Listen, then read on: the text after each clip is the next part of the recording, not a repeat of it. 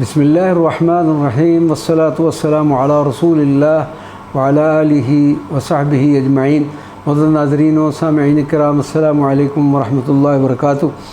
شاہ حبشہ کی باندی جس کا نام حضرت ابرہہ تھا، سرکار دو عالم صلی اللہ علیہ وسلم کو جب سیدۃ ام حبیبہ کے پردیس میں بیوہ ہونے، ان کے شور کے احوال سے آگاہی ہوئی ہونے اور ام حبیبہ کی ثابت قدمی کا پتہ چلا، تو آپ صلی اللہ علیہ وسلم نے ایک مکتوب مبارک کے ذریعے حضرت نجاشی کو اپنا وکیل مقرر کر کے عقد نکاح کے لیے فرمایا۔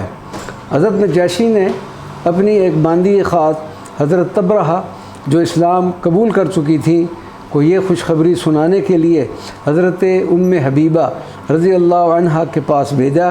حضرت ابرہہ نے جب یہ مبارک پیغام ام حبیبہ کو پہنچایا تو یہ عظیم و مبارک خوشخبری سننے کے بعد سیدۃ ام حبیبہ نے اس باندی کو انعام سے نوازا۔ پھر حضرت ابرہہ نے ایک درخواست ام حبیبہ سے کی اور کہا، حاجتی الیک ان تقرئی علی رسول اللہ منی السلام و تعلیمہ اننی اتبعت دینہ۔ رسول اللہ صلی اللہ علیہ وسلم کی بارگاہ ناد میں میرا ہدیہ سلام پیش کرنے کے بعد انہیں یہ بھی اطلاع دینا کہ میں نے ان کے دین کی اتباع کر لی ہے۔ عقد نکاح کے موقع پر خوشی سے تمام کام اسی باندی نے سر انجام دیے، اور جب ام حبیبہ مہاجرین حبشہ کے ہمراہ واپس مدینہ منورہ کے لیے تیار ہوئیں تو یہ باندی حضرت ابرہہ بار بار ام حبیبہ رضی اللہ تعالیٰ عنہ سے درخواست کرتی کہ رسول اللہ صلی اللہ علیہ وسلم کو میرا سلام پہنچانے کے ساتھ میری مغفرت کے لیے دعا کی بھی درخواست ضرور کرنا۔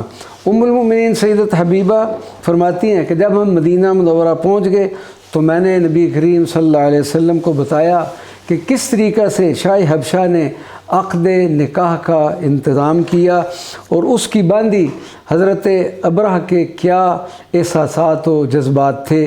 پھر اسی باندی کا سلام اور دعا کے لیے سرکار دو عالم صلی اللہ علیہ وسلم سے کہا، جس پر آپ صلی اللہ علیہ وسلم نے فرمایا وعلیہ السلام کہ اس پر بھی سلام ہو، اور پھر اس باندی کے لیے بھی مغفرت کی دعا فرمائی۔ ناظرین کرام، یہ بات قابل غور ہے کہ شاہ حبشہ کی باندی نے اسلام قبول کیا اور پھر کس طرح سرکار دو عالم صلی اللہ علیہ وسلم کی بارگاہ اقدس میں ایک مقام حاصل کر لیا۔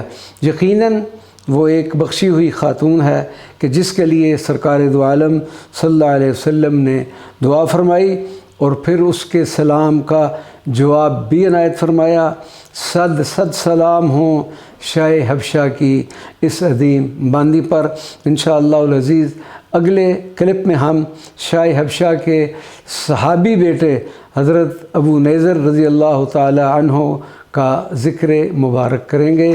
وما علینا الا البلاغ المبین۔